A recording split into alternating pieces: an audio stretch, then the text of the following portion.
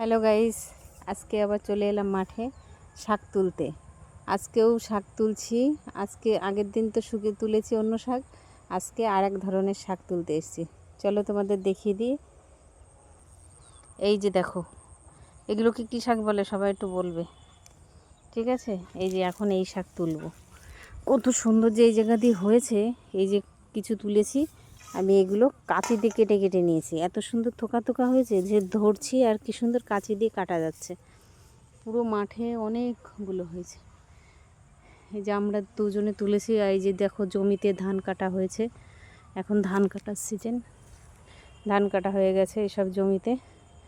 এই যে এই জমিটায় এত শাক হয়েছে, এই পাশে কলমি শাক, অনেক অনেক শাক হয়েছে। এই যে আমাদের বাড়ির সামনে এটা মাঠে।